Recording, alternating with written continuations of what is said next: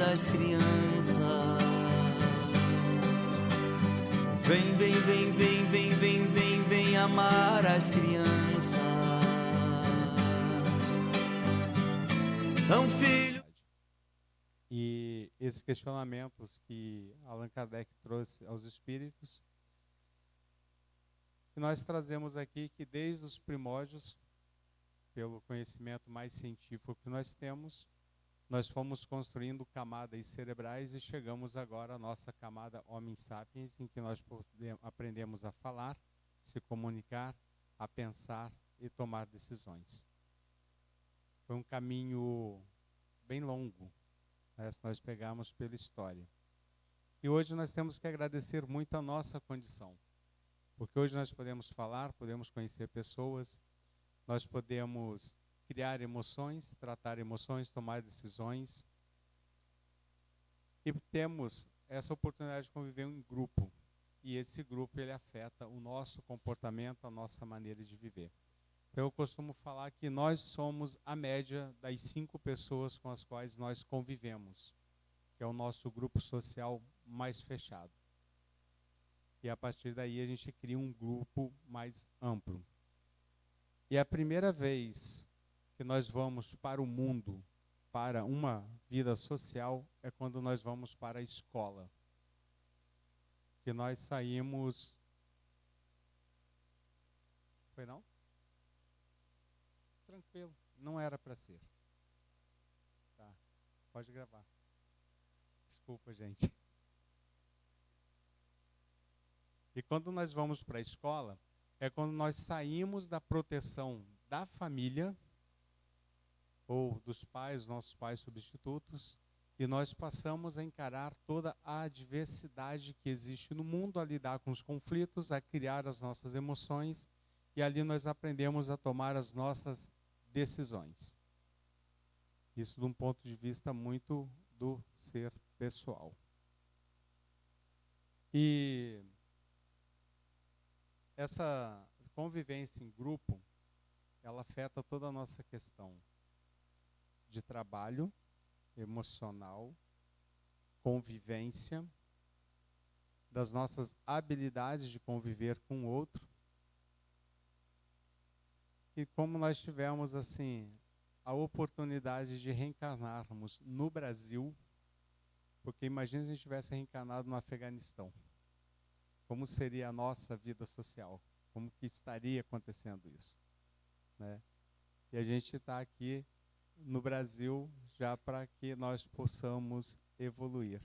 Eu agradeço muito, porque poderia ter sido bem pior.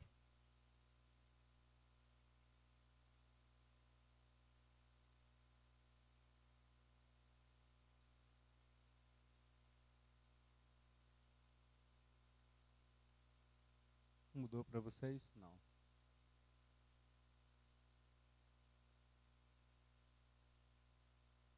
Agora foi. No Livro dos Espíritos, na terceira parte, Kardec faz uma análise sobre a necessidade da vida em sociedade. E ele faz a seguinte pergunta: a vida social está na natureza? Ao que os espíritos respondem: certamente. Deus fez o homem para viver em sociedade, não lhe deu inutilmente a palavra e todas as faculdades necessárias à vida de relação. Então, a gente vivendo na sociedade, ele vai implicar, né, no contato com a natureza, com o local que nós vivemos, com as pessoas que nos rodeiam. E aí vem toda uma bagagem cultural de conhecimentos, e é a partir daí que nós vamos se tornando o que nós somos hoje, principalmente na fase adulta. Então, Martin Seligman, ele é um fundador da psicologia positiva. Ele fala: somos seres indiscutivelmente sociais, e essa pode ser considerada a nossa grande habilidade em comparação com os outros animais. Porque nós tivemos, como eu falei antes, a oportunidade de sermos seres pensantes e falantes, a capacidade de comunicarmos. E a vida em sociedade, ela é provocativa, ela estimula o movimento, em direção a gente adotar, né, um comportamento diferente e a repensar o papel assumido diante dos outros. Eu costumo falar que é quando nós nos vemos como pessoas, como seres, porque eu posso discernir, eu posso adotar um comportamento, eu posso mudar um comportamento. E a nossa criação de comportamento, ela vem da nossa infância, praticamente de 0 a 7 anos, de tudo aquilo que eu vi, ouvi e senti dos meus pais ou pais substitutos. E aí eu vou desenvolver um comportamento mais agressivo, um comportamento mais amável, um comportamento de exclusão, né? Um comportamento eu falo nem socializar, eu vou muito assim, eu falo da política, né? De você se comunicar com o outro, de você adquirir novos conhecimentos, aprender com quem está do nosso lado. E o psicólogo, o Rolly May, que eu gosto muito, ele afirma que nosso cérebro cria e recria todos os dias simulações de mediação das relações, porque é através do outro que nós adquirimos uma parcela expressiva do nosso senso de realidade. A gente não vive, como muitos falam, estou na matriz, né? Que é uma realidade que eu desconheço. E não é. Eu até fiz uma anotação, porque foi da Revista Espírita de abril de 2002, se eu não me engano, que fala assim: sendo o espírito sempre o mesmo nas diversas encarnações, pode existir certas analogias entre as suas manifestações, se bem que modificadas pelos hábitos da posição que ocupe, já que um aperfeiçoamento notável lhe haja mudado completamente o caráter, porquanto, de orgulhoso e mau, pode tornar-se humilde e bondoso se se arrependeu. Então, às vezes, a gente se questiona, por que eu estou aqui, nessa condição que eu me encontro? Por que eu escolhi isso? Quando nós fazemos nosso replanejamento reencarnatório, a gente decide o que nós vamos ser aqui, como que nós vamos vir, com os quais familiares vamos conviver e até com as pessoas que nós vamos nos relacionar. Mas, ele diz ali, né, que o espírito é o mesmo nas diversas reencarnações. Por que eu escolhi a minha condição? Quem já se questionou sobre isso? Levanta a mão. Né? Bacana. Quem não se questionou, não tem curiosidade, não quer saber, simplesmente estou vivendo por viver. E a gente vai ver mais na frente, né, qual que é a necessidade da gente ter esse questionamento. Então, nós somos espíritos perfeitos. Mas, à medida que nós vamos passando pelas encarnações, nós estamos em busca de conhecimento. E esse conhecimento faz com que nós nos tornemos espíritos mais evoluídos. Tanto que, até no fator mediúnico, né, para os médiuns trabalhadores, os espíritos amigos, os mentores, eles vão buscar dentro de você o conhecimento que você tem para utilizar como ferramenta para que possa ajudar o outro aqui na frente. Imagine se nós aqui não estivéssemos estudado, simplesmente estivéssemos parado no tempo. Estudar, que eu estou falando, não é de escola, não é matemática, não se preocupe. Estou falando de adquirir conhecimento durante a vida. Nós poderíamos ter capacidade de dar uma ajuda melhor ao outro, porque a ajuda não é só socorrer na hora das aflições. É o fator de conversar, de você mostrar quem você é. E às vezes a gente fala assim, aquela pessoa tem uma energia muito ruim, eu senti aquilo. Não, ninguém é ruim, nós fomos perfeitos. Mas nós vamos adquirindo certas faculdades dentro dos nossos comportamentos que faz com que a gente pareça uma pessoa ignorante, uma pessoa amável, uma pessoa sábia, uma pessoa ignorante. E quando vocês resolvem entrar numa casa espírita, estou falando isso porque tem muitos membros novos que entraram aí, a gente chega cheio de euforia, né? Fala, nossa, eu quero ir, porque eu sinto um arrepio aqui, eu acho que eu sou médium. E a gente acaba entrando, e aqui é um outro grupo social, não só na nossa casa Xangô Menino, mas em qualquer casa espírita que você vá. por mais que sejam todos, né, eu falo assim, kardecianos, cada casa é um movimento social, é um comportamento diferente.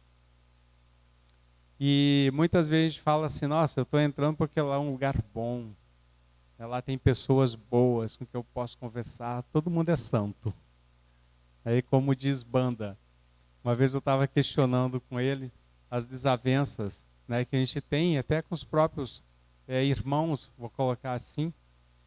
E aí ele me levou lá em cima. Aí falou assim, olha a casa, tá olhando? Tô. Falou assim, então isso aqui é um grande hospital.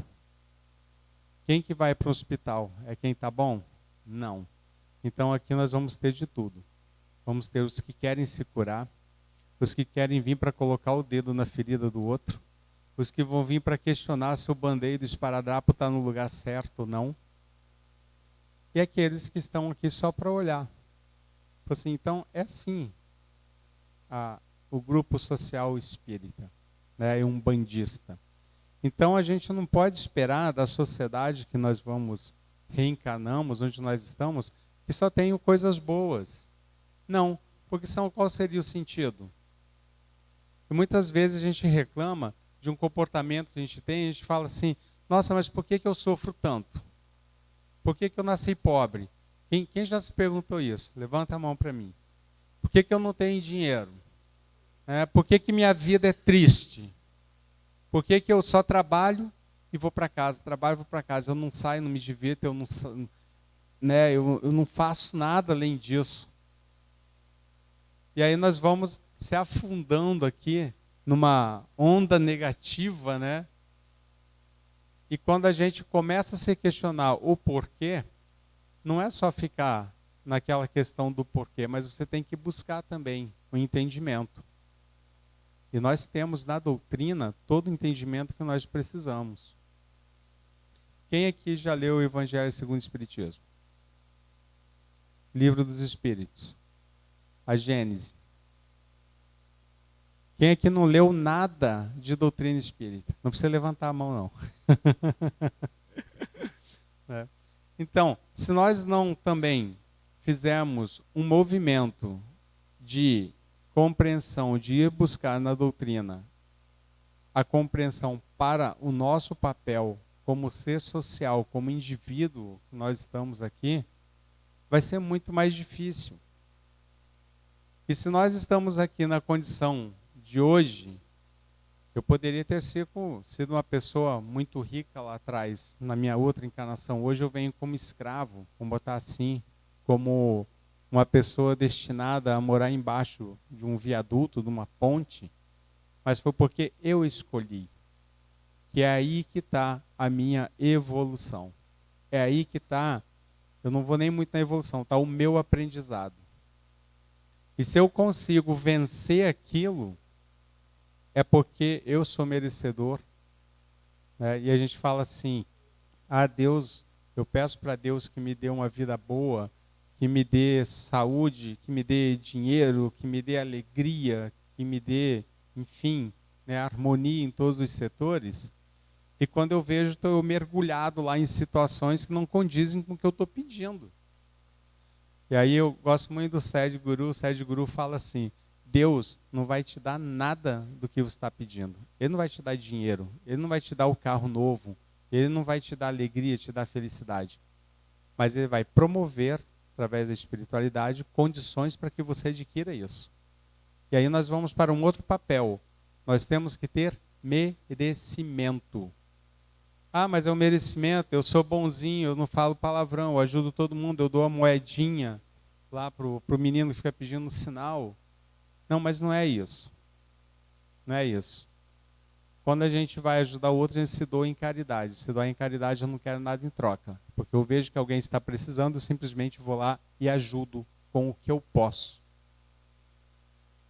Mas, quando eu estou falando de conhecimento para eu me tornar uma pessoa melhor, para eu conquistar todas aquelas coisas que a gente pede a Deus nas nossas preces, eu tenho que ter o esforço de ir. Porque é muito fácil falar assim, eu não tenho uma casa para morar, mas eu vou cruzar os braços aqui e Deus me dá. Deus me dá. Você não vai ter. E aí, ainda vai desencanar, vai ficar culpando Deus. Que eu pedi, Deus não me deu. Eu lembro de uma história de um alpinista que ele queria escalar uma grande montanha. E era o sonho dele. E ele queria estar lá. Aí ele ficou na montanha muito tempo, começou a descer. A noite começou a cair. E ele escorregou e caiu. E ficou pendurado no nada pela corda. E ele tentava se movimentar, tocar, não tinha parede, não tinha chão. E aí ele começava, Jesus me ajuda.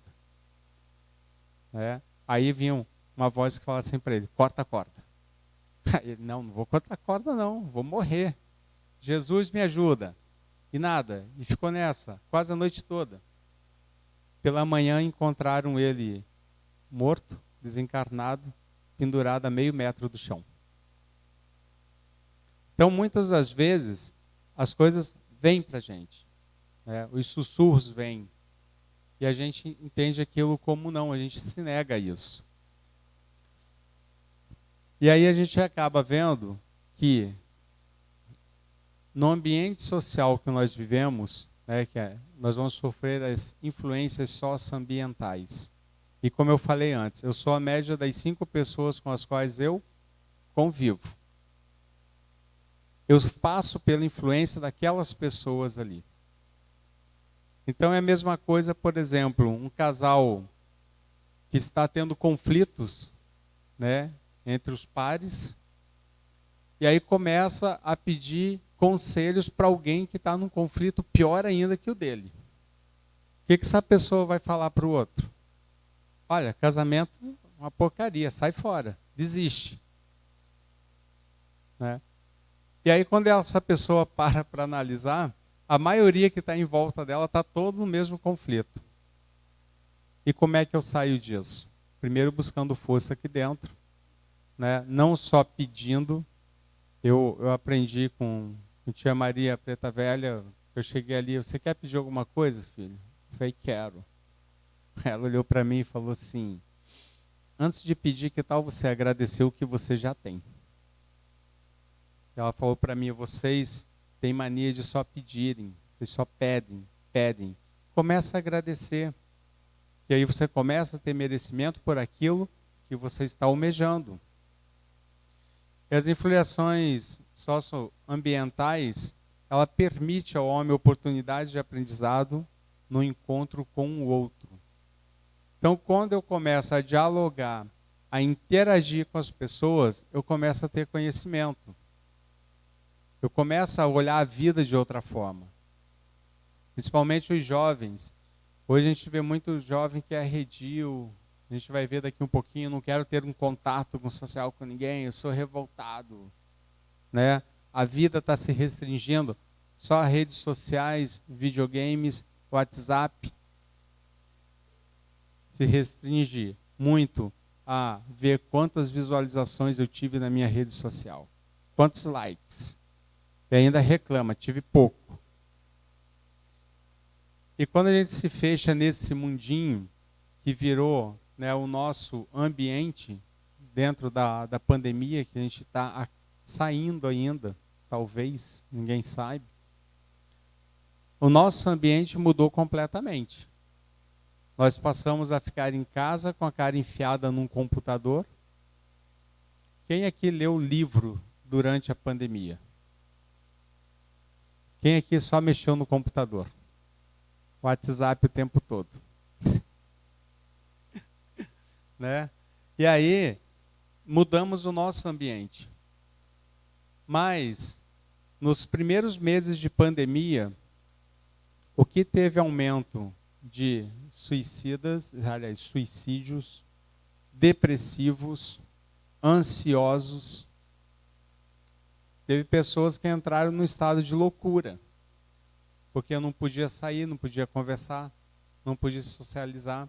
Imagine aqueles que moram sozinhos, que não tinha ninguém para conversar.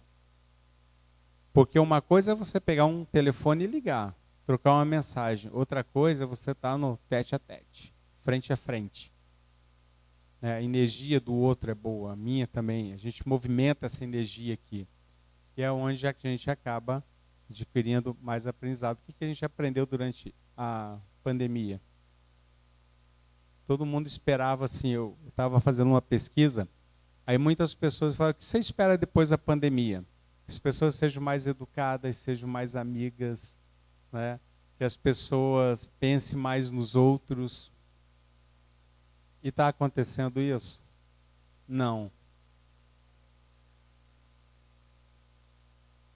Algumas estão tirando as máscaras e mostrando quem elas são. Perfeito. Né? Agora, será que eu tirei a minha máscara também? Ou eu coloquei uma? Porque é assim, o que a gente vê no outro é nosso. Alguma coisa ali tem. Né?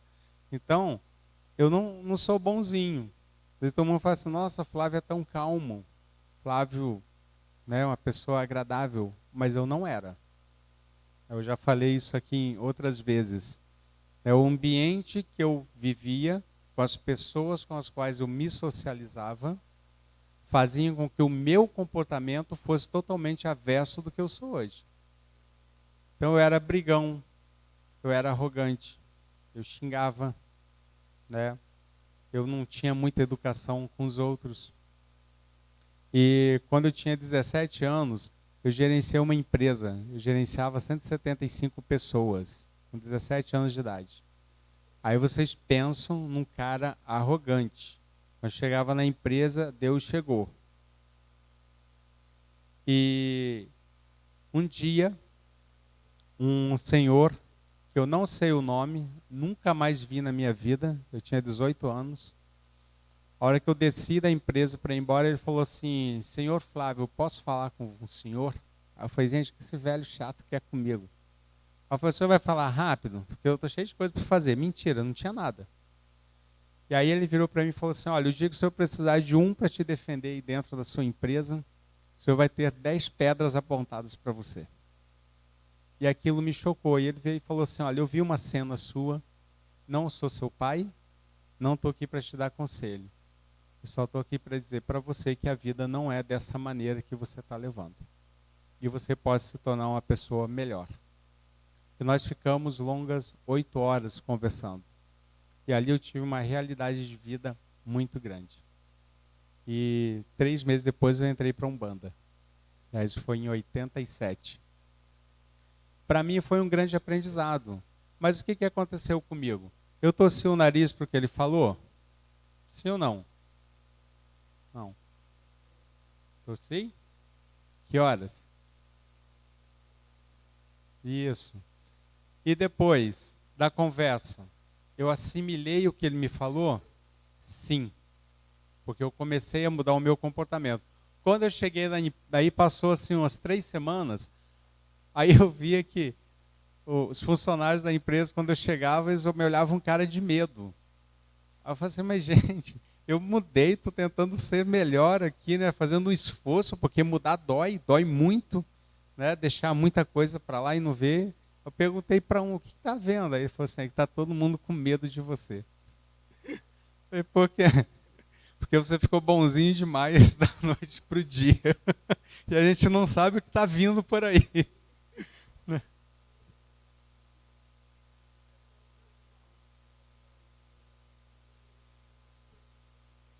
Uhum.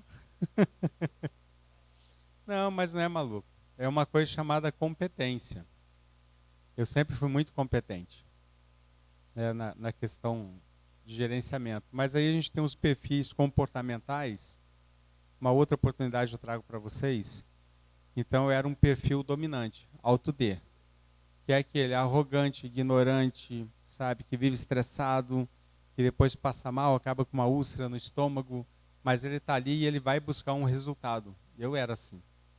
Podia me dar qualquer missão, eu ia cumprir. Passasse por cima de quem for, eu ia fazer isso.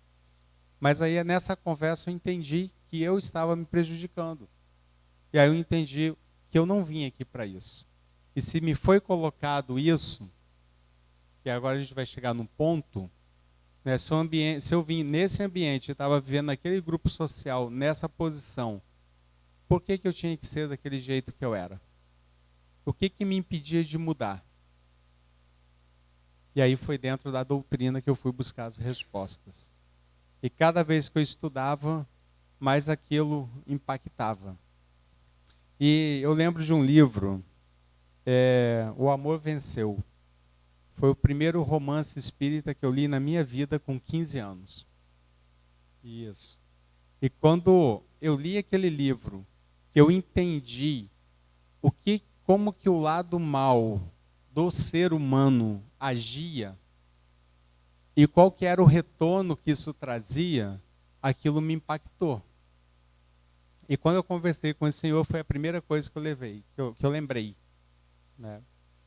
E aí eu comecei a olhar para a minha vida de uma forma mais diferente. Eu progredi.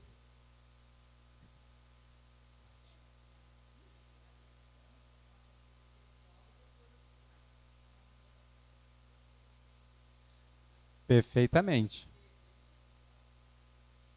Não é. Por isso que eu falei, mudar dói.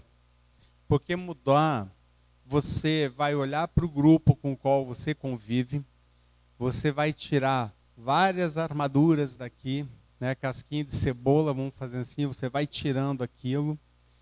E quando a pessoa ela está num estado de dominância, para ela voltar aqui, vir, descer um pouquinho, leva anos. Isso não é fácil. Eu agradeço muito, né, por esse Senhor ter aparecido no meu caminho, que eu pude começar ainda jovem. Senão talvez eu não estivesse nem vivo. Né? Sim, com certeza, né? Ou alguém ia se aborrecer muito comigo, ou eu ia adquirir uma doença muito séria aqui. E hoje, como Toninha falou, aos 50 anos de idade, eu ainda me vejo um aprendiz. Eu ainda não sou mestre, eu não sou professor. E cada dia eu vou aprendendo mais. E aí a gente tem também, né, como Kardec pergunta, é contrário à lei da natureza o insulamento absoluto? Sem dúvida, pois que por instinto os homens buscam a sociedade e todos devem concorrer para o progresso, auxiliando-se mutuamente. Insulamento é isolamento, é quando eu me isolo, eu não quero conviver com ninguém. Ou então me fecho num grupo mínimo de pessoas e eu não me permito conhecer. Eu não me permito progredir. Porque se você pegar uma criança de 0 a 7 anos, com tudo que ela viu, ouviu e sentiu dos pais substitutos, e deixar ela naquele mundinho, essa criança não vai progredir intelectualmente aqui, nem socialmente. Aí você tira ela, bota, né, prende ela. Igual tem um caso de uma menina nos Estados Unidos que o pai prendeu por 30 anos, né? E quando tiraram ela daquele porão, ela passou por mais 5 anos se reabilitando para ter uma vida social, porque ela não tinha aprendido aquilo. Então a vida dela era lá com os filhos, trancada naquele porão e sabendo que tinha alguém aqui em cima que dominava ela, que era o agressor e era tudo. Então ela não teve esse contato. E a mesma coisa, por isso que a gente pega a criança e bota na escola.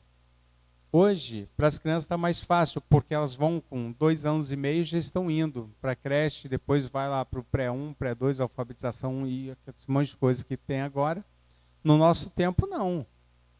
Você completava 7 anos, você ia para a escola. 2 meses para aprender a ler, no bandejão de areia. Né? Quem tem minha idade aí sabe disso.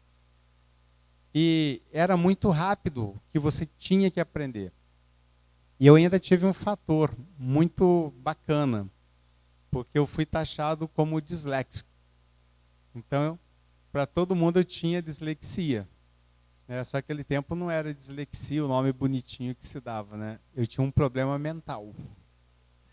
E aí o que acontecia com o grupo que eu convivia dentro de sala de aula? Eu era excluído.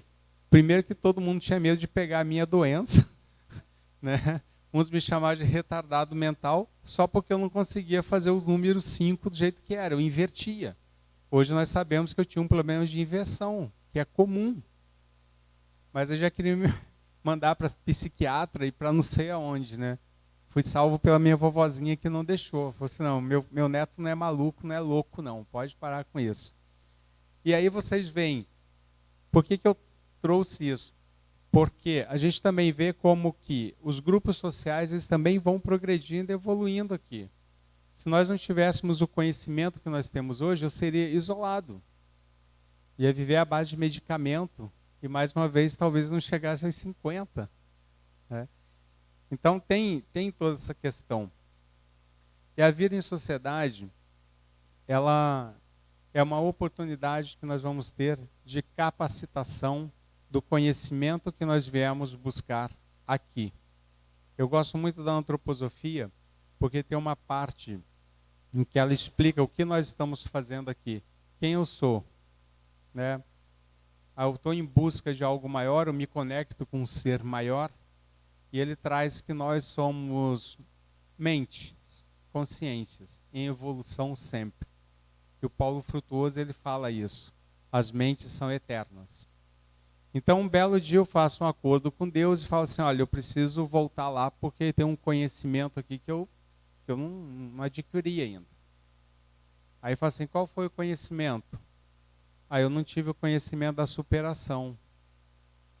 Eu não aprendi isso.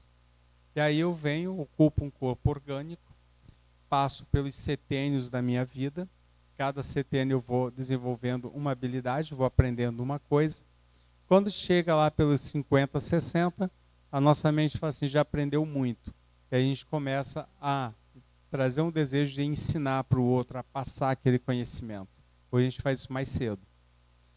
E aí quando eu adquiri todo o conhecimento, a gente faz um combinado e fala assim, olha, está na hora de eu desencarnar. Eu não preciso mais estar aqui.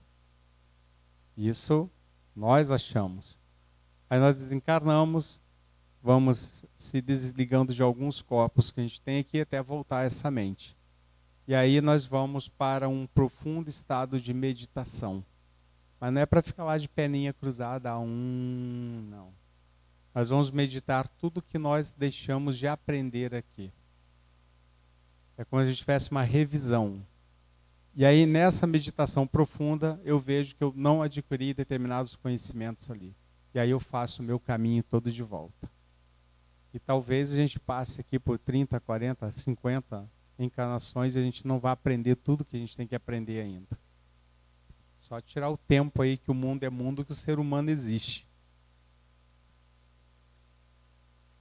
A questão do isolamento absoluto, né? A gente tem o instinto de buscar essa socialização. A gente tem o instinto de se ajudar mutuamente, porque é o aprendizado que nós precisamos. Agora, tem, por exemplo, pessoas que não querem progredir. E aí eles acham que se isolando, né, aqui para mim tá bom, eu não preciso de mais nada. Aí eu viro eremita, pego aquele bastão, deixo a barba crescer, me enfio lá no fundo de uma caverna e vou viver lá o resto da minha vida. O que eu vou aprender com isso? Como é que eu vou progredir se eu não tenho os desafios diários? Se eu não tenho aquela pessoa que me irrita? Eu não tenho aquele chefe que me cobra o dia inteiro? Eu não estou dentro de um relacionamento em que eu tenho que ter uma superação todo dia ali, que é um com o outro. Como que eu faria isso? Sozinho. Eu tenho um sobrinho que ele é da igreja dos Mormons. Aqueles rapazes que andam de gravatinha com a plaquinha aqui do lado e vão batendo de casa em casa. E ele foi fazer isso que eles chamam de missão. Eu perguntei para ele assim no 5º dia que ele estava na missão. Falei, e aí, como é que tá? Ele, tio, eu não sabia que eu tinha tanto que aprender na vida ainda. Eu falei, mas em qual sentido? No sentido, na relação com o outro. Eu falei, por quê? Ele, porque eu acordo de manhã, a gente faz nossas orações e a gente vai para a rua para levar, né, o evangelho para as pessoas. Só que 2 pessoas convivendo o dia inteiro aqui tem desavença. E uma hora um não concorda com o outro. Tem hora a gente até discute. Agora, o mais difícil que eu estou aprendendo é quando a gente chega à noite em casa e um se ajoelha na frente do outro e fala assim: sinto muito por tudo que eu te fiz hoje, eu amo você. Aí ele falou assim: isso é o mais difícil porque eu não sabia o que era isso. Eu nunca tinha experienciado isso na minha vida, de amar a pessoa com a essência que eu tenho, com a vida. E chegar à noite e fazer esse exercício, para mim, é muito trabalhoso. Eu preferia estar fazendo minhas provas de cálculo na faculdade. E é difícil. É muito difícil você virar para o outro e falar que ama ele. Quem aqui tem filhos? Uau! Quem aqui é filho?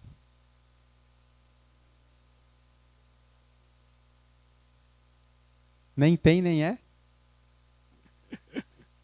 Aí o que acontece? Quem é filho aqui, levanta a mão para mim, por favor. Todo mundo, né? Eu sou. Quantas vezes vocês olharam nos olhos dos pais de vocês, ou pais substitutos, e falaram assim: sinto muito se eu falhei com você. Eu amo você. E aí eu vou fazer uma outra pergunta. Quem que quando vai falar para o pai, para a mãe que os ama, enche o olho de lágrima e a garganta aperta? Isso não é vergonha, não. Comigo acontece isso. Porque é muito difícil a gente fazer isso. Mas isso também está ligado a muita coisa que a gente aprendeu lá desde pequenininho. Então o homem tem que progredir. Insulado, não lhe é possível por não dispor de todas as faculdades. Falta-lhe o contato com os outros homens. No insulamento, ele se embrutece e eu acho que a palavra é estiola. Homem nenhum possui faculdades completas. Mediante a união social é que elas, umas às outras, se completam para lhe assegurarem o bem-estar e o progresso. Por isso é que precisamos uns dos outros. Os homens foram feitos para viver em sociedade, não insulados. Por isso que nós temos a faculdade de falar, de se comunicar. Temos a faculdade de pensar, de adquirir conhecimentos. Porque aqui dentro é bilhões de neurônios. Aí junta ali neurônio com neurônio, se encaixam um no outro, cria uma sinapse e ali cria um aprendizado. Esse aprendizado pode ser bom ou pode ser ruim. E esse aprendizado também vão definir os nossos comportamentos.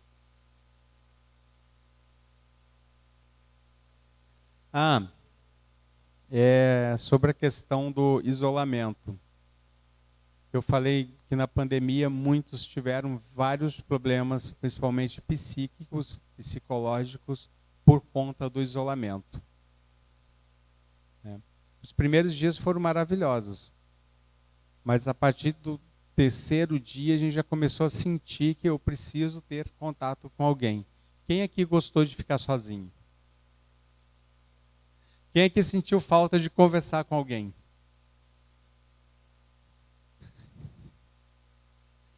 Toninha.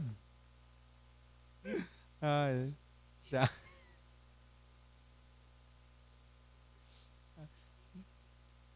De montanha. Quantas palestras online, Toninha? Então, a gente falou. Agora, por exemplo, eu levei um pessoal para fazer uma vivência numa aldeia indígena. Nós ficamos 3 dias na aldeia. E aí é muito engraçado que você começa a observar os níveis sociais, né, e a conduta social. Aí uma pessoa fica assim: pode salto alto? Pode levar batom? Posso levar escova de cabelo? Né? Aí um assim: eu vou ter que andar pelado lá? Eu falei: não, ninguém mais anda pelado. Todo mundo já progrediu bastante aqui. E tem colchão? Tem luz? Luz agora tem, antes não tinha. Água tem bastante. Pode levar mala de rodinha? Aí eu falei assim: gente, o pessoal está achando que está indo para um passeio de férias, né? Aí eu fui lá e coloquei no grupo: gente, por favor, 3 mudas de roupa, sandália, não precisa de calçado, bota chinela havaiana mesmo, no máximo uma bolsa. Vocês não vão precisar mais do que isso. Aí quando o ônibus estava parado, começou a chegar 3, 4 malas. Eu olhando e falei: gente, para onde esse povo vai? Aí eu perguntei para a pessoa, para que esse monte de coisa? Não, é porque na minha família, todo mundo quando viaja leva muita coisa. E eu tirei aqui, só tem metade. Aí fiquei imaginando, falei, gente, tem que ter outro ônibus para poder botar só as malas. Aí quando nós chegamos lá, o choque social é muito grande. É muito grande. Porque quando a pessoa desce do ônibus, passa da porteira da aldeia, fica lá, tudo areia, casas, não tem conforto nenhum. Né? Hoje eles ainda têm casa de alvenaria, antes não. E algumas é casa de pau a pique, sabe? Aquela que você pega o barro, a argila e joga na parede, é assim. Aí o pessoal para na porteira e fica assim. Aí alguém falou assim, posso voltar? Falei, agora é tarde, não dá mais. E entraram ali. Com 4 horas, já estava todo mundo socializado com os indígenas. Né? Já não tiveram mais aquele choque, porque já começaram a se habituar com o ambiente ali. E começaram a trocar informação, a fazer pergunta, aí foram adquirindo conhecimentos que eles não tinham. E aí no final do dia, do primeiro dia, uma pessoa chegou para mim e falou assim, nossa, eu descobri hoje que eu sofro muito. Eu falei, por quê? Porque a vida é tão simples. Eu não preciso passar quilos de maquiagem, não preciso passar batom, não preciso de um monte de brinco, apesar dos índios terem bastante artesanato neles, né? Eu não preciso... Aí eu perguntei, tá, mas agora você só me falou do material, né? Ela falou assim, Eli, eu tenho que mudar. Eu não preciso ser a pessoa arrogante e egoísta que eu sou. Porque eu vi que aqui todo mundo divide, né? Aí eu falei, qual o maior conhecimento? É o conhecimento que eu tenho que sair do julgamento.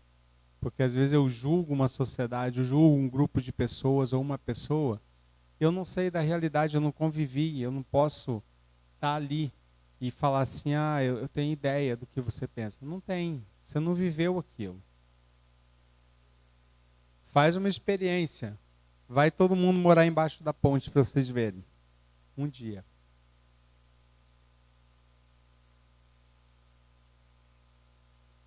Isso aqui a gente já falou. Procurando a sociedade não fará o homem mais do que obedecer a um sentimento pessoal ou a nesse sentimento algum providencial, objetivo de ordem mais geral. Concebe-se que, como princípio geral, a vida social esteja na natureza. Mas uma vez que também todos os gostos estão na natureza, por que será condenável o insulamento absoluto desde que causa satisfação ao homem? E aí nós temos a resposta. Não pode agradar a Deus uma vida pela qual o homem se condena a não ser útil a ninguém. Se você se isola, você não é útil.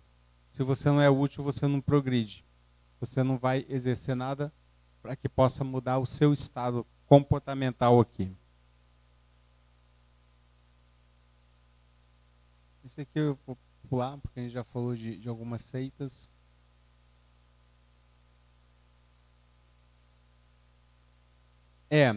Essa aqui é uma questão que eu vou deixar. E por que buscam no retiro a tranquilidade que certos trabalhos reclamam? Tem pessoas que têm um certo momento na vida que elas precisam ficar em silêncio. Mas não é o silêncio egoísta. É o silêncio de que eu vou me silenciar porque eu preciso mudar alguma coisa aqui para que eu possa passar para o outro. Eu fiz um workshop com a monja Coen. 2 semanas sem falar nada, dentro do hotel. Você não podia falar, só olhar. 4 dias eu vim embora. Eu não aguentei, porque não dava.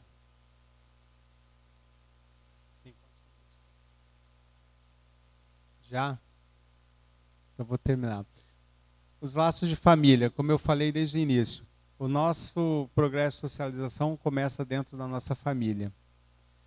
E aí vem uma pergunta. Por que na natureza a gente observa os animais e eles não têm o mesmo comportamento que nós temos? Por que, por exemplo, um felino tem um filhote ali, ela vai cuidar daquele felino e com o tempo ela expulsa esse felino, ela tira ali do clã para ele viver sozinho. Não ama? A gente não sabe. né? Ninguém perguntou para um leão, você ama seu filhote? Não dá. Mas é porque, na verdade, eles não precisam mais de tanto cuidado como a gente tem. E como ele fala, né, há pessoas que, do fato dos animais, ao cabo de certo tempo, abandonarem suas crias, deduzem não serem os laços de família entre os homens, mais do que resultado dos costumes sociais e não efeito de uma lei da natureza. O que devemos pensar a esse respeito? A resposta é: diverso dos animais é o destino do homem. Diverso, não é diverso deles, tá? É o contrário. Por que então querer identificá-lo como esse? Há no homem alguma coisa mais além das necessidades físicas? A necessidade de progredir. Os laços sociais são necessários ao progresso e os de família mais apertado tornam os primeiros. Eis porque que os segundos constituem uma lei da natureza. Quis Deus que por essa forma os homens aprendessem a amar-se como irmãos. Chegar no final do dia e falar assim, eu te amo. E qual seria para a sociedade o resultado de um relacionamento lá de família? Uma redescendência do egoísmo. Nós seríamos egoístas ao extremo.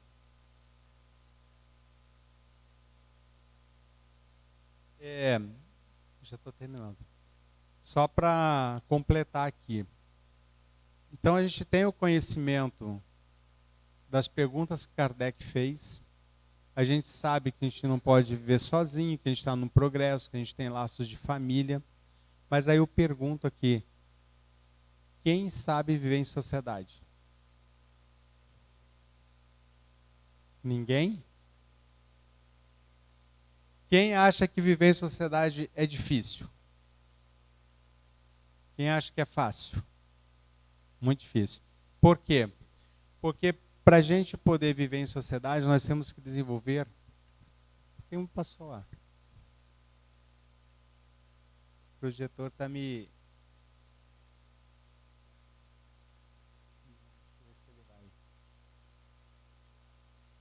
Não, é o mesmo. Deixa eu ver se ele vai aqui. Pronto. E a gente precisa ter algumas habilidades sociais, que são os meios pelos quais a gente vai poder conviver em sociedade com os outros. Quando a gente está na nossa infância, dentro do nosso ciclo familiar, nós vamos aprender a se comunicar. Só que além de aprender a se comunicar, eu vou aprender com os meus pais como eles se comunicam. Então eu tenho a minha maneira, eu tenho todo o fator externo aqui. Né, o que eu vejo, o que eu ouço, como que eles se comportam. A minha comunicação vai gerar um estado, que é o meu sentimento, né, um ponto de vista que eu tenho sobre determinadas questões ou não. O meu estado vai gerar o meu comportamento. Esse comportamento pode ser positivo ou negativo, dependendo do que eu vi, ouvi e senti. O meu comportamento gera uma crença. Não é crença religiosa não, tá? São crenças que eu vou usar para definir o meu resultado como pessoa ou o meu não sucesso aí no meio do caminho. E a gente vai passando por esse ciclo aqui. Dependendo do que eu aprendi, o meu resultado vai ser positivo ou negativo. E aí eu só trago atenção para uma coisa. Nas crenças, a gente aprende que primeiro eu tenho que ter estudado para ter um emprego, para ganhar bem, para ser alguém. Faz sentido? Quem aprendeu isso? Vem aqui o pai falar, você tem que estudar, você tem que ser alguém, você tem que ter uma profissão. Né? E nós esquecemos uma coisa muito importante, que quando a gente pega dentro da doutrina, nós aprendemos que nós temos que primeiro ser. Então, eu sou algo. Eu sou uma pessoa boa, sou uma pessoa comunicativa, eu sou uma pessoa que olha para o outro com compaixão, né? Eu sou uma pessoa que estou ali me prestando a ajudar alguém. E depois do que eu sou, eu preciso fazer alguma coisa. Para depois eu ter alguma coisa. E quando a gente pega pela doutrina, a gente sempre coloca o material por último. O material não é tão importante, porque o material é uma consequência daquilo que você é, daquilo que você faz. E aquilo que você vai passar a ter. Eu só vou passar pelas habilidades, porque senão aqui um pouco Paula me bate aqui.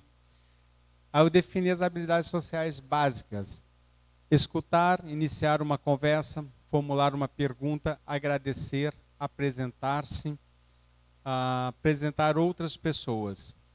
Aí eu tenho que desenvolver a capacidade ou habilidade de pedir desculpas, de ser consciente dos meus erros, os erros que eu cometo, e não é só ser consciente, você tem que reconhecer isso. E aí eu tenho habilidades bem básicas. É que eu voltei errado. Tá descendo? Uhum. Não, tá descendo mesmo. Não? É que ele resolveu brincar comigo hoje.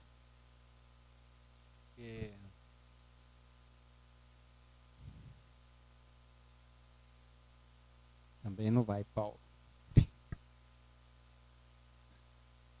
Isso foi? Isso. Reconhecimento e defesa dos direitos próprios dos demais. Então eu tenho que ter conhecimento da lei, eu tenho que saber qual que é meu direito, qual que é o direito do outro. Habilidades sociais mais complexas. Essas são as mais difíceis, por isso que eu coloquei por último. Que nós vamos, sim, adquirindo de acordo com que nós vamos progredindo.